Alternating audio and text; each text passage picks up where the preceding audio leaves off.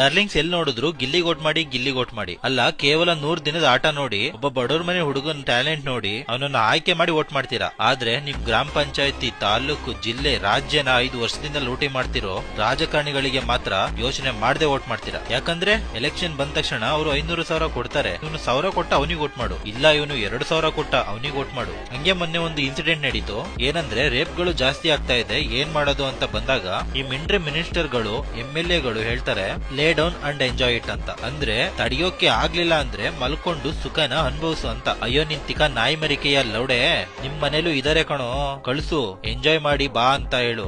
ಯಾಕೆ ನಿನಗೆ ಹೇಳೋಕೆ ಆಗ್ತಿಲ್ವಾ? ಇಲ್ಲ ಅವ್ರು ನಿನಗೆ ಹುಟ್ಟೇ ಇಲ್ವಾ? ನೋಡ್ರಪ್ಪ, ಇಂತ ಅರ್ಬೇರಿಕೆ ಗಾಂಡುಗಳಿಗೆ ನೀವು ನಾಯಕ ಅಂತ ಮೆರ್ಸೋದು. ಇಂಥ ಚೂತೆಗಳಿಂದನೇ ನಮ್ ಸರ್ಕಾರ ಶಾಟು ಸರ್ಕಾರ ಆಗಿರೋದು. ಫಸ್ಟ್ ಈ ಮಿನಿಸ್ಟರ್ ಗಳು ಮಾಡೋ ವ್ಯವಸ್ಥೆ ಸರಿ ಇದ್ದಿದ್ರೆ ನಮ್ ದೇಶ ಹಿಂಗಾಗ್ತಾ ಇರ್ಲಿಲ್ಲ. ನಾಚಿಕೆ ಆಗ್ಬೇಕು.